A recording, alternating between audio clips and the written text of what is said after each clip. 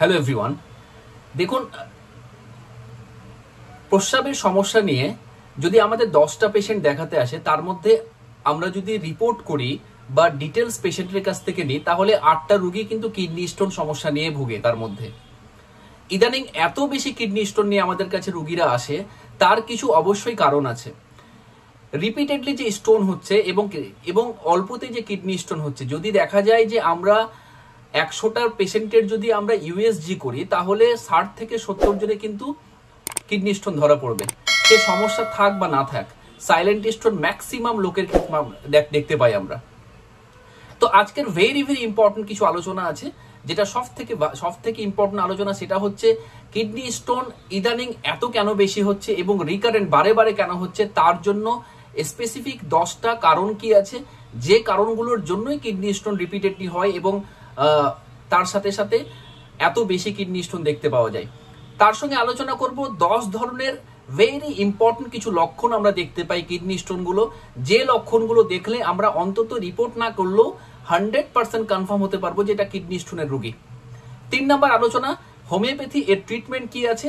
Total 10টা ওষুধের নাম বলবো, যে ওষুধগুলো কিডনি স্টোনের এক্সেলেন্ট রেজাল্ট আমরা দেখতে পেয়েছি। ওষুধগুলোর সঙ্গে ওষুধের ডিটেল সহ বলবো এবং ওষুধগুলো খাবার নিয়ম, কি করে খাবো, ডোজ, প্রত্যেকটা ব্যাপারটা নিয়ে আজকে ডিটেলস আলোচনা করব।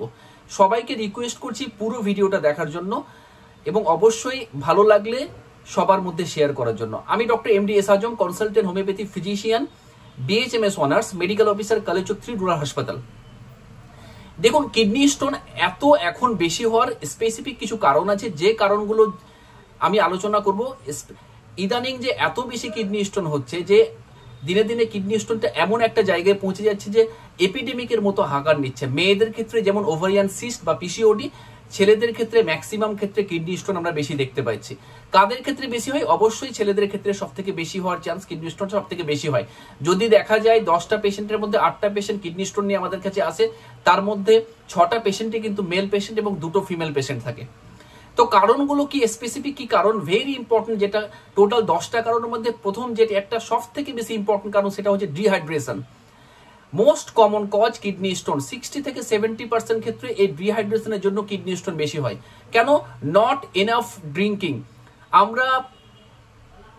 আমরা সঠিকভাবে জল পান করি না, আমাদের যতটা প্রয়োজন ততটা জল পান করি না, এবং এতে কি হয়, ইউরিনটা কনসেন্ট্রেট হয়ে যায়। আমাদের জল কম খাওয়ার জন্য ইউরিন কনসেন্ট্রেট করে এবং তার জন্য কি হয়, ইউরিনের যে মিনারেলস থাকে সেটা ক্রিস্টালাইজড হয় এবং স্টোন ফর্মেশন করে।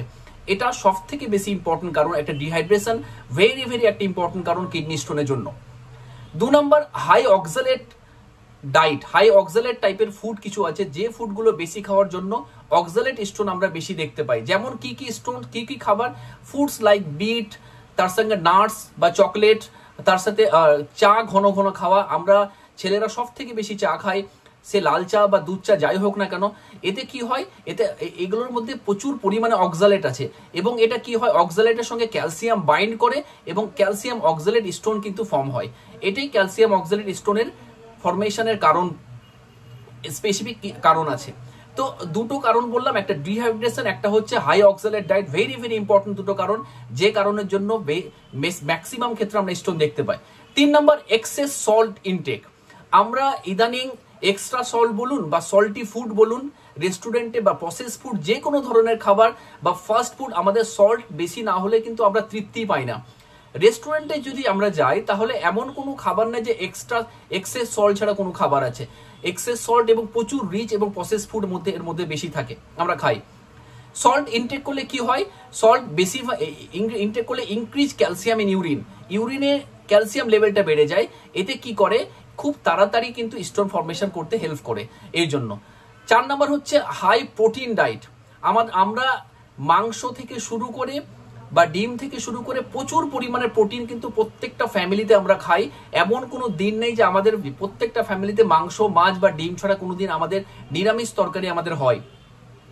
তো স্পেসিফিক এই যে eating too much animal protein, specially red meat, এগুলোর জন্য কি হচ্ছে, ইউরিক অ্যাসিড লেভেলটা বেড়ে যাচ্ছে এবং তার সাথে সাথে রিডিউস সাইট্রেট। সাইট্রেটটা কি কাজ?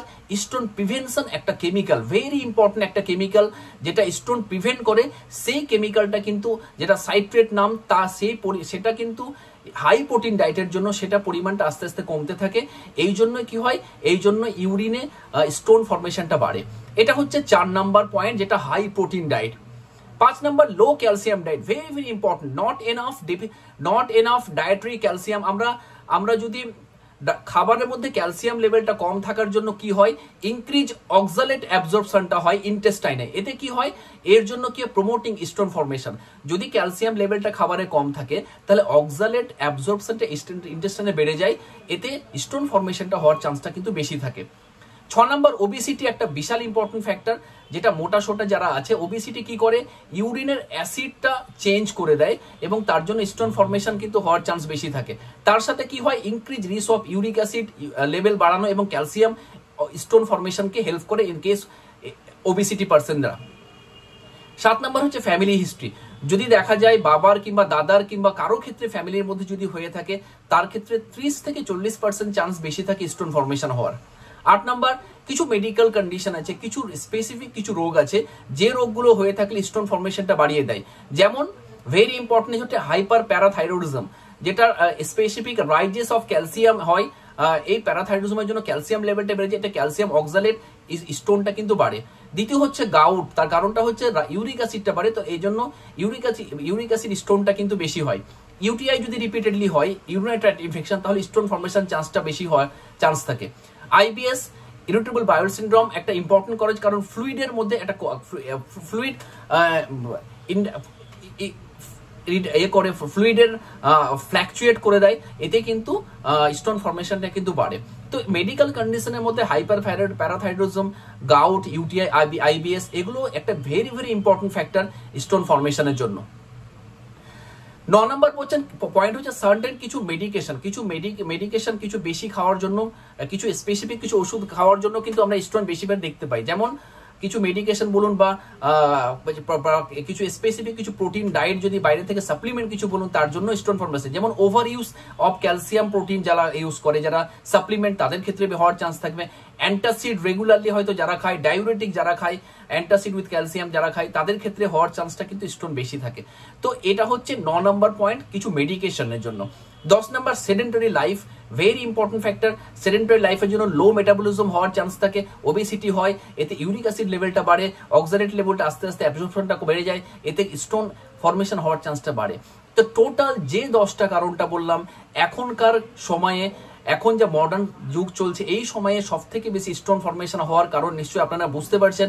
আমরা প্রচুর পরিমাণে জল কম খাই, হাই অক্সালেট ডায়েট আমরা খাই, এক্সেস সল্ট আমরা খাই, প্রচুর প্রোটিন ডায়েট আমরা বাইরে গিয়ে খাচ্ছি, রেস্টুরেন্ট হোক বা বাইরে যেখানে হোক না কেন, ক্যালসিয়াম ডায়েটটা আমাদের কমে যাচ্ছে, শাকসবজি কমে যাচ্ছে, একটুতে আমরা মোটাসোটা হচ্ছে, এতে আরো প্রবলেম বাড়ছে।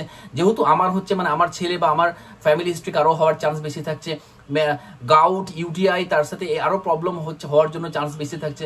আমরা প্রচুর প্রোটিন বা সাপ্লিমেন্ট কিছু খাচ্ছি, তার জন্য হওয়ার চান্স থাকে। এবং সব থেকে ভেরি ইম্পর্টেন্ট, আমরা 80 থেকে 90% মানুষ কিন্তু সেডেন্টারি লাইফ লিড করি, ওই জন্যই বেশি স্টোন হচ্ছে। তাহলে স্টোনের যদি মেন কারণ আপনি বলতে পারেন, তাহলে সব থেকে বেশি ইম্পর্টেন্ট দুটো কারণ আমি বলবো। 1 নম্বর হচ্ছে ডিহাইড্রেশন, 2 নম্বর হচ্ছে সেডেন্টারি লাইফ লিড করা। এই যে রিকারেন্ট স্টোন হচ্ছে, বারে বারে যাদের পাথর হচ্ছে, তাদের মেন দুটো কারণটি সব থেকে ইম্পর্টেন্ট। একটা হচ্ছে জল খুবই কম খাওয়া, এবং তার সাথে সাথে আমরা কাজকর্ম খুব কম করি, সেডেন্টারি লাইফ লিড করি, ঘরে বসে শুয়ে থাকি, সবসময় থাকি, তার জন্য স্টোন ফরমেশনটা বাড়ছে। এই হচ্ছে টোটাল 10টা কারণ, ভেরি ভেরি ইম্পর্টেন্ট স্টোন ফরমেশনের জন্য কিডনিতে। এবার সিমটম গুলো, যেটা ভেরি ভেরি ইম্পর্টেন্ট সিমটম, যে 10টা সিমটম আমি আলোচনা করব, তার মধ্যে নিশ্চয়ই আপনারা বুঝতে পারবেন যে এই সিমটম গুলো যদি 2 থেকে 3টা বা 2 থেকে 4টে সিমটম যদি প্রেজেন্ট থাকে, তাহলে 100% স্টোন হয়েছে, এটা কিন্তু বোঝা যাবে। প্রথম যেটা ভেরি ইম্পর্টেন্ট সিমটম, একটা সিভিয়ার পেন, হঠাৎ করে একটা ট্রিমেন্ডাস পেন, কোথায়? একটা রেনাল রিজনে, এরকম রেনাল রিজনে একটা সাডেন শার্প পেন, একটা হচ্ছে back side of lower abdomen এবং গ্রয়েনে একটা ট্রিমেন্ডাস পেন, যে কোনো রকম ভাবে পেন কমছে না, আর যতক্ষণ, এবং সঙ্গে সঙ্গে তার সঙ্গে ব্যথার সঙ্গে একটা ভমিটিং টেন্ডেন্সি থাকতে পারে। ভমিটিং এর জন্য কি হচ্ছে? পেনের জন্য এক্সাজারেট করে একটা গ্যাস্ট্রিক প্রবলেমকে, গ্যাস্ট্রাইটিস হওয়ার থাকে। তার জন্য কিন্তু অনেক সময় ভমিটিং বা নসিয়া টেন্ডেন্সি থাকে। 2 নম্বর একটা পেনফুল ইউরিনেশন, বার্নিং ইউরিনেশন, যেহেতু একটা ইনফ্লামেশন বা ইনফেকশন থাকছে কিডনির মধ্যে, যেহেতু স্টোন থাকছে, তার জন্য একটা পেনফুল বা বার্নিং ইউরিনেশন পেশেন্টরা কিন্তু হিস্ট্রি দেবে। 3 নম্বর হচ্ছে ব্লাড ইউরিন, যেটাকে হেমাচুরি আমরা বলবো, একটা ব্লাড থাকতে পারে ইউরিনে, একটা ভেরি ভেরি ইম্পর্টেন্ট, এটাও আমাদের হিস্ট্রি দিতে পারে। 4 নম্বর হচ্ছে ফ্রিকুয়েন্ট আর্জিং টু ইউরিনেট, কোনো রকম ভাবে রুগী পেচ্ছাপ ধরে রাখতে পারবে না, প্রস্রাব পেলেই সঙ্গে সঙ্গে দৌড়ে প্রস্রাব করতে যেতে হবে, এরকম একটা হিস্ট্রি কিন্তু দিতে পারে। তারপরে 5 নম্বর হচ্ছে ক্লাউডি ফাউল স্মেলিং, একটা ইউরিনটা একটা ঘোলাটে টাইপের ইউরিন, পরিষ্কার স্বচ্ছ ইউরিন না, এবং একটা স্মেলিং, একটা ফাউল, একটা দুর্গন্ধ, একটা স্ট্রং ওডার একটা ইউরিনের মধ্যে থাকবে, এরকম একটা হিস্ট্রি আমাদেরকে রুগীরা দেবে। নসিয়া ভমিটিং একটা থাকবে, যেহেতু ইরিটেশন হচ্ছে গ্যাস্ট্রিক ইরিটেশনের জন্য, তার পেন একটা গ্যাস্ট্রিক ইরিটেশনের জন্য নসিয়া ভমিটিং টেন্ডেন্সি একটা নিয়ে আসবে। তারপরে হচ্ছে কি, যেটা 7 নম্বর হচ্ছে ফিভার অ্যান্ড চিল, একটা যেহেতু একটা ইনফ্লামেশন, যদি ফিভার চিল তাহলে ভাবতে হবে কিডনিতে কোনো পাইরোনেফ্রাইটিস বা কোনো ইনফ্লামেশন হয়েছে, তার জন্যই একটা ফিভার বা চিল, একটা ঠান্ডা বা রাইগার একটা থাকতে পারে, এরকম একটা হিস্ট্রি আমাদের দিয়ে আসবে। 8 নম্বর হচ্ছে difficult to passing of urine, রুগীরা বলবে ডাক্তার প্রস্রাবটা আমার আটকে গেছে, প্রস্রাবটা যেন হচ্ছে না, যতটা হওয়ার কথা প্রস্রাব আসছে না, ফোটা ফোটা করে প্রস্রাব পড়ছে, এটা একটা very important symptoms of kidney stone. তার কারণ হয়তো ইউরিটারে কোনো একটা জায়গাতে কিডনি আটকে গেছে, তার জন্য প্রস্রাবটা ঠিকঠাক আসছে না।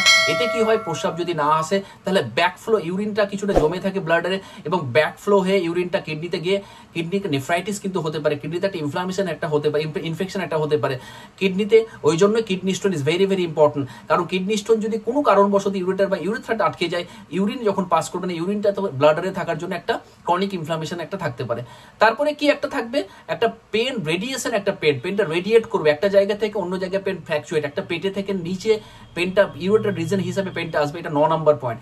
10 নম্বর কমপ্লিটলি রেস্টলেসনেস, পেশেন্ট থাকবে অস্থিরতা, কোনো রকম ভাবে কোথাও শান্তি পাচ্ছে না, মনে হচ্ছে যে এখানে গেলে রিলিফ পাবো, প্রচন্ড অস্থিরতা, অ্যাংজাইটি, এবং তার সাথে সাথে প্রচন্ড অ্যাংরি ওই সময় থাকবে পেশেন্ট, ডিফিকাল্ট টু টক, কোনো রকম ভাবে কথাও বলতে পারবে না। তো এরকম 10 ধরনের একটা সিমটম আমি আলোচনা করলাম, যেটা ভেরি ভেরি ইম্পর্টেন্ট একটা কিডনি স্টোনের জন্য।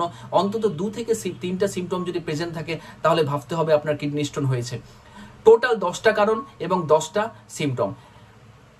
ইনভেস্টিগেশন সবাই আমরা জানি, একটা সিম্পল ইউএসজি, একটা ডেফিনেটলি 100% কনফার্ম ইনভেস্টিগেশন করলে আমরা বুঝতে পেরে যাব যে কিডনি স্টোন হয়েছে কিনা, বা স্টোনটা ইউরিটারে আছে নাকি, আরো কনফার্ম হবো। তার সাথে সাথে ইউরিন একটা আমি আরই করতে পারি, তার সাথে সিএস একটা কালচার করতে পারি, আরো আমরা ইনফেকশনটা সম্বন্ধে আরো ডিটেলসটা জানতে পারবো যে কিডনি স্টোনের প্রবলেম আছে কিনা। আলটিমেটলি সিটি স্ক্যান তো আছেই, যদি ইউএসজি কোনো রকম ভাবে ধরা না পড়ে, তাহলে সিটি স্ক্যান করলেও আমরা আরো কনফার্ম হতে পারবো। Lastly very important treatment process. দেখুন, ট্রিটমেন্টের ব্যাপারে homeopathy treatment is a excellent medicine for kidney stone. এমনকি আমাদের কাছে 90% কিডনি স্টোন পেশেন্ট কিন্তু বিশেষ করে হোমিওপ্যাথি ডক্টরদের কাছে আসে, যে কমপ্লিট ম্যাক্সিমাম ডক্টর, এবং আমরা দেখেছি 90% পেশেন্ট কিন্তু সাকসেস হয় যে হোমিওপ্যাথি মেডিসিন খেয়ে কিডনি স্টোন রিমুভ হয় বা কিডনি স্টোন সম্পূর্ণ সেরে যায়, এরকম আমাদের হিস্ট্রি নিয়ে আসে। তো টোটাল যে আমরা ওষুধের কথা বলবো, 10টা মেডিসিনের কথা বলবো, যে ওষুধগুলো ভেরি ভেরি ইম্পর্টেন্ট কিডনি স্টোনের জন্য, এবং তার সাথে কোন প্রসেসে কি অবস্থায় ওষুধগুলো কি ডোজে দিতে হবে সেটা নিয়ে আলোচনা করব। যেটা প্রথম হচ্ছে berberis vulgaris, is a very very important একটা মেডিসিন বলতে পারেন। বারবারিস ভালগারিস, তার সাথে লাইকোপোডিয়াম, তার সাথে ক্যান্থারিস, তার সাথে সারসাপিরিলা, ক্যালকেরিয়া, ওয়াস, পালসেটিলা। 6 নম্বর হচ্ছে পালসেটিলা। 7 নম্বর হচ্ছে যে sulphur, is a excellent medicine. তার সাথে 8 নাম্বার যেটা হচ্ছে যে খুবই ভালো ড্রাগ মেড্রোয়াইনাম, এক্সেলেন্ট, খুবই ভালো ড্রাগ। 9 নাম্বার হচ্ছে এপিস মেলিফিকা, এবং 10 নাম্বার লাস্টলি ভেরি ইম্পর্টেন্ট, এটা হচ্ছে থুজা অক্সিডেন্টালিস। যে ওষুধগুলোর কথা বললাম সেই ওষুধগুলো কিডনি স্টোনের জন্য দারুণ রেসপন্স। প্রথম হচ্ছে কি, বারবারিস ভালগারিস আমরা কখন রোগীকে দেব? দেখুন, সব ওষুধ আমরা সব পেশেন্টকে দিতে পারি না। যদি বারবারিসের সিমটম আমাদের কাছে নিয়ে আসে, তাহলে বারবারিস ভালগারিস দেবো। স্পেশালি কি ধরনের সিমটম? বারবারিস রোগী বেশিরভাগ ক্ষেত্রে লেফট সাইডের স্টোন নিয়ে আমাদের কাছে আসে, একটা ট্রিমেন্ডাস পেনটা রেডিয়েট করে বাম দিক থেকে, কিডনি থেকে, বাম ব্লাডার থেকে বাম ইউরেথ্রা পর্যন্ত রেডিয়েট করে, এবং তার সাথে একটা নসিয়া টেন্ডেন্সি, নসিয়া ভমিটিং থাকে। তো এইভাবে আমি যদি থাকে হিস্ট্রি নিয়ে আসে, স্পেশালি লেফট সাইড স্টোন, তাহলে আমরা বারবারিসের কথা ভাবতে পারি। আমরা কিডনি স্টোনের জন্য লোয়ার পোটেন্সি রিপিটেড ডোজ সব থেকে বেশি ইম্পর্টেন্ট। আমরা বারবারিস 30 পোটেন্সি আমরা যদি দিই, লোয়ার দিনে অন্তত 4 বার করে, মিনিমাম 4 বার করে যদি আমরা দিই, তাহলে খুবই ভালো রেসপন্স আমরা ইন কেস অফ বারবারিসের ক্ষেত্রে দারুণ রেসপন্স করে। কিডনি স্টোনের ক্ষেত্রে কিভাবে দেব? 2 চামচ হালকা উষ্ণ গরম জল 2 থেকে 3 ফোঁটা ওষুধ দিয়ে মিক্সড করে সকালে একবার খালি পেটে, আবার দুপুরে একবার খালি পেটে, বিকেলে একবার খালি পেটে এবং রাত্রে অন্তত দিনে 4 বার করে 7 দিন আপনি ওষুধটা কন্টিনিউ করুন। 7 দিন কন্টিনিউ করে তারপরে আপনি দেখুন কেমন থাকছেন। না হলে আবার কিছুদিন অপেক্ষা করে আবার না হলে ডিটেলস আপনি দেখুন আপনার সিমটমের সঙ্গে অন্য কোনো ড্রাগ কিছু ম্যাচিং হচ্ছে নাকি, প্রয়োজন পড়লে অন্য কোনো মেডিসিনও আপনাকে খেতে হতে পারে। তারপরেও যদি আপনার কনফিউশন হয় আপনি কমেন্ট করুন, আমি চেষ্টা করবো আপনাকে উত্তর দেওয়া। 2 নম্বর হচ্ছে লাইকোপোডিয়াম। লাইকোপোডিয়াম আমি কখন দেবো?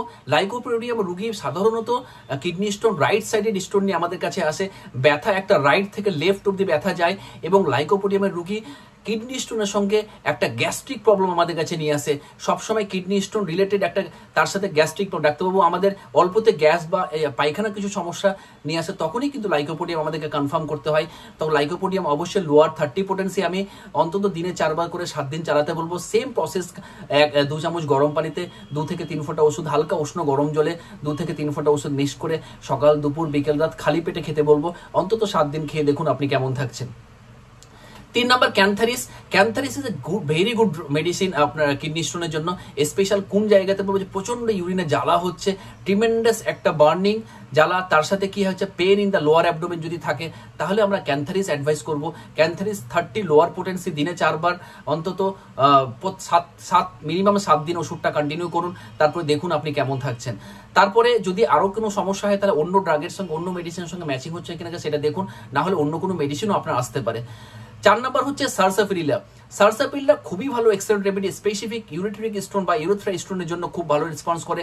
এই হিস্ট্রি পেশেন্টরা দেবে, ডাক্তারবাবু আমার ব্যথার সঙ্গে যে ব্যথা হচ্ছে, তার যে স্টোন ইউরিনের সঙ্গে একটা পেন হচ্ছে, এবং যখন প্রস্রাব করার এন্ড পর্যায়ে যখন যাচ্ছে, প্রস্রাব যখন করছি তখন ট্রিমেন্ডাস ব্যথা, প্রস্রাব করার সময় ব্যথা না, প্রস্রাব করার এন্ড পর্যায়ে একটা ট্রিমেন্ডাস ব্যথা, বোথ সাইডে স্টোন হওয়ার জন্য ভালো, কিন্তু রাইট সাইডে মোস্টলি এফেক্টেড, ভালো কাজ আমরা দেখতে পেয়েছি। তো এগুলো যে এইসব সিমটম যদি আমাদের কাছে নিয়ে আসে, সারসাপিরিলা 30 অন্তত দিনে 4 বার করে 7 দিন খালান, তাহলে দেখুন আপনার কিরকম রেসপন্স হচ্ছে। ডেফিনেটলি যদি কোনো রকম কেমন থাকে আপনি কমেন্ট করুন, তাহলে নেক্সট কি মেডিসিন আসবে সেটা আমি অ্যাডভাইস করবো বলে দেওয়ার জন্য। 5 নম্বর হচ্ছে calcarea carb. Very good drug, specially কাদের ক্ষেত্রে? যারা একটু মোটা সোটা, যারা একটু শীত কাতুরে, যারা একটু গ্যাস্ট্রিক প্রবলেম নিয়ে আসে, পায়খানার সমস্যা নিয়ে আসে, কিডনি স্টোনের সাথে তার সাথে হয়তো ডিম জাতীয় খাবার, ডিমের প্রতি একটু লোভ বেশি, তাদের ক্ষেত্রে ক্যালকেরিয়া কার্ভ খুবই ভালো রেসপন্স করে। ক্যালকেরিয়া কার্ভ যদি তাদের খেতে বলি তাহলে অবশ্যই ক্যালকেরিয়া কার্ভ 30 লোয়ার পোটেন্সি দিনে 4 বার, যেভাবে নিয়মটা বললাম সেই নিয়মটা অন্তত 2 চামচ হালকা উষ্ণ গরম পানিতে 2 থেকে 3 ফোঁটা ওষুধ দিয়ে দিনে 4 বার 7 দিন আপনি কন্টিনিউ করুন, তারপরে আপনি দেখুন আপনি কেমন থাকেন। 6 নম্বর হচ্ছে পালসেটিলা। দেখুন পালসেটিলা কিডনি স্টোনের জন্য দারুণ রেসপন্স। স্পেশালি কোন রোগীরা বলবে? পালসেটিলা একটা ব্যথা থাকবে, লো গ্রেড একটা ব্যথা, হালকা হালকা করে ব্যথাটা আসবে, হালকা কনস্ট্যান্ট সবসময় একটা কুনকুনে ব্যথা থাকবে, জলের প্রতি কোনো চাহিদা থাকবে না রোগীর, এবং তার সাথে গ্যাস্ট্রিক প্রবলেম একটা রোগী নিয়ে আসবে। সেসব রোগীদের ক্ষেত্রে পালসেটিলা লোয়ার পোটেন্সি দিনে 4 বার অন্তত কন্টিনিউ করুন 7 দিনের জন্য, দেখবেন আপনার কিডনি স্টোনের ব্যথা বা কিডনি স্টোন সম্পূর্ণ কিন্তু সারবে। 7 নম্বর হচ্ছে মেডোরাইনাম। ইজ এ ভেরি ইম্পর্টেন্ট একটা মেডিসিন বলতে পারেন। মেডোরাইনাম খুবই ভালো রেসপন্স করে। মেডোরাইনাম যদি আমি দিই, অবশ্যই মেডোরাইনাম পেশেন্ট কিন্তু গরম কাতুরে পেশেন্ট থাকবে, হাতের তালা পায়ের তালা একটা জ্বালা নিয়ে আসবে, এবং ব্যথা কিডনি স্টোনের সঙ্গে একটা আর্থ্রাইটিসের একটা প্রবলেম রোগী আমাদের কাছে নিয়ে আসবে, গাঁটে গাঁটে ব্যথা বা কোমরে একটা হিস্ট্রি ব্যথা নিয়ে আসবে, এবং জলের পিপাসাও ভালো থাকবে। সেই রোগীদের ক্ষেত্রে আমরা যদি মেডোরাইনাম লোয়ার পোটেন্সি অন্তত 7 দিন চালাতে বলি, তাহলে অবশ্যই কিডনি স্টোনের প্রবলেম কিন্তু কমবে। এটা হচ্ছে 7 নাম্বার পয়েন্ট। 8 নাম্বার হচ্ছে ভেরি ইম্পর্টেন্ট একটা ড্রাগ, 8 নাম্বার, যেটা হচ্ছে যে ন্যাট্রামিউর। খুবই ভালো রেসপন্স আমরা দেখেছি ন্যাট্রামিউর। স্পেশালি কাদের ক্ষেত্রে বলবো? যারা একটা গরম কাতুরে রোগী আছে, এবং অবশ্যই জলের প্রতি বেশি চাহিদা যাদের থাকবে, মাথা ব্যথা অল্প হয়ে আপনার যখনই স্টোন থাকবে, স্টোনের সঙ্গে একটা মাথা ব্যথার হিস্ট্রি নিয়ে আসবে রোগী, তখনই কনফার্ম হতে হবে যে ন্যাট্রামিউর খুব ভালো রেসপন্স করে। আমরা লোয়ার পোটেন্সি অন্তত 7 দিন দিনে 4 বার করে যদি চালাই, তাহলে ভালো কিছু অবশ্যই রেসপন্স পাবো। তারপরেও যদি মনে হয় যে আমার প্রবলেম যাচ্ছে না, তাহলে অবশ্যই নিয়ারেস্ট কোনো একটা ভালো হোমিওপ্যাথি ডাক্তারের সঙ্গে আপনি কনসাল্ট করে নিতে পারেন। নিয়ারেস্ট কোনো ভালো হোমিওপ্যাথি ডাক্তারের সঙ্গে কনসাল্ট করলে ডেফিনেটলি ভালো কিছু সাজেশন আপনাকে দেবে। 9 নম্বর পয়েন্ট, 9 নম্বর ওষুধের কথা বলি।